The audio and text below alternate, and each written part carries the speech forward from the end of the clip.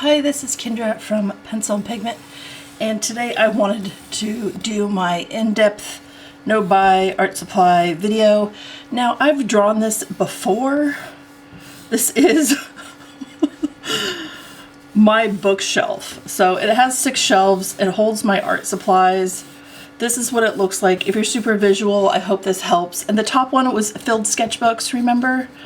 That's where I keep them. The second one is pens and pencils. Also has like pastels, charcoals, basically my dry media. And this one is my watercolor, which is the bulk of it. My paint. This is basically all my paint. And I have a little tiny bit of acrylic left. Basically, this is my wet media. And then this one was empty sketchbooks.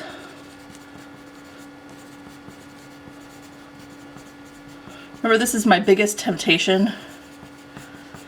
And this is my Etsy sort of store supplies and things to sell. And then this was my tech and a little bit of pottery supplies.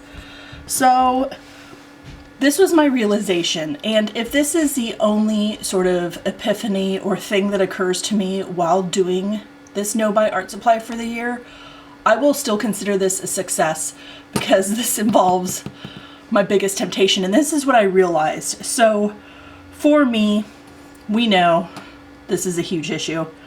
I fall prey to scarcity mentality with limited edition stuff. I fall prey to things being discontinued and I have to buy everything up. Now, I have chosen to quantify my art supplies by volume. You can do that any way you want to, by, I don't know, amount, by medium, by looking at how you fill your sketchbooks or how you use your supplies.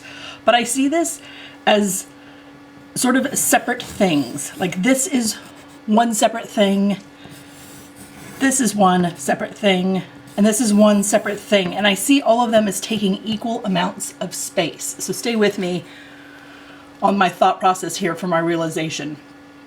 So in the beginning, when I did my inventory video, we know that I had 25 sketchbooks. And when I looked at the ones that were for watercolor or for wet media for painting, only about 5 of those I could watercolor in, and that's to last me the year. And in my mind, I was like, I don't know that that's gonna be enough, because if I'm in the mood to watercolor every other month, I would need about 6. And I have about as much wet media as I do dry media. And I love painting. And I love drawing. These are 2 equal things to me because they take up 2 separate. I gave them the importance of their own shelf and they fill that shelf. So that tells me how I view these art supplies. They're of equal importance. They get their own spot, their own cabinet, their own space, their own dividers, their own bins. So this is what I realized. And it started off with this number 25. And I was like, if I have equal parts, I have 25, half should be for dry media, half should be for wet media. Now I get that this is an odd number. So let's say 13 are for dry. Then 12 should be for wet, right? And I sat on this and I thought about this and I was like, that's a really good realization. I don't buy enough watercolor sketchbooks, but I've said that in videos, haven't I? I've known that. I didn't see it quantified in actual number, but I did realize that. And then I looked at this again and I was like, you know what? I can draw on every sketchbook. I can use dry media on any sketchbook I want to. I can, yeah, it goes this way, but it also goes back this way. All 25 sketchbooks I can put pen and colored pencil on if I choose to. Even though it is, you know, some of my stuff is cold press. I want to show you this. These are 1-inch illustrations I did. This is a piece of Arches cold press paper. This is the 300 gram, 140 pound, if you will. This is using micron pens and a magnifying glass to make 1 inch by 1 inch illustrations. That's 2.54 by 2.54 centimeters. This was something I did for fun. You can absolutely draw on cold press watercolor paper. So, if I can draw on every single sketchbook, I should be able to then paint and watercolor on every single sketchbook. And I can't, okay? They're not sized, they're not meant for wet media. I purchased incorrect things, we know this about me. So going forward, this is my realization. Almost all my sketchbooks, now I have to have a little leeway, a little grace. It can't be so strict that I burn out and the pendulum swings too far the other direction and I just go crazy and just start buying crazy sketchbooks again. Everything has to be realistic or it doesn't work. So this is what I've decided. I have 2 sketchbooks that hold a lot of paper. This is Tomoe River paper. This is very thin. This actually is 200 sheets of paper. Yes, you can use wet media in there. It's not quite the same. It's streaky. So for right now, this is a sketchbook. And this is one by Travelers. It has the white Midori paper. This is 100 sheets.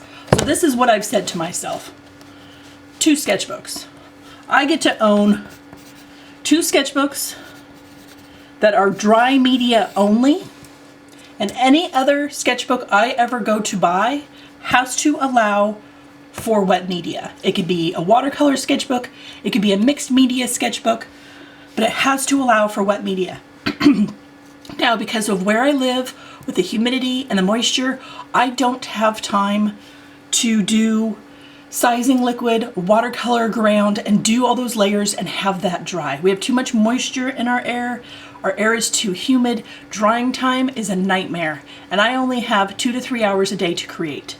And that's on a really, really good day if I've budgeted my time adequately, and some months I do not.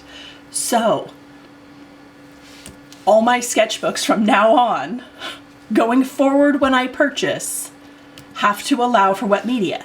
Now, this 2 sketchbook rule is, if I fill one of these all the way up, now remember these have the most amount of paper. If I fill one of these, then I get to buy one that's just for sketching, just for dry media, that has a fun cover, that's, you know, silly and unique and unlike anything else that I've ever owned. So I'm still sort of scratching that itch. I'm still sort of seeing the need and filling the need without being too restrictive to myself. And this is going to make me really be thoughtful. So gone are the days where I look at listings of sketchbooks that don't have enough information. If you're a company and you're watching this, which I highly, highly doubt, hi, how are you? If you're listing a sketchbook for sale and you're not saying the weight of the paper, I will not be giving you the time of my day. Like, there's no way. If this is my limit, which I'm saying it now is, I have to know everything about the sketchbook before I purchase it. I need the size. I need the number of pages, the number of sheets. I need some sort of quantity thing going on there. I need to know the weight of the paper. I need to know who makes the paper. I need to know the surface of the paper. Is it smooth? Is it rough? I need as much information as possible because this is my limit, and I have to be able to have stuff, like these are perfect. When it's really, really thin paper, I can grab these, I can throw these in a bag. This one is by Gallon Leather, in case you were wondering. I can take these camping, I can go to the beach, I can be hiking around our trails. This one too, it's spiral, which is perfect for kind of flipping around, and I can hold it with one hand and with just a pen. It's sort of just a quick, easy grab and go.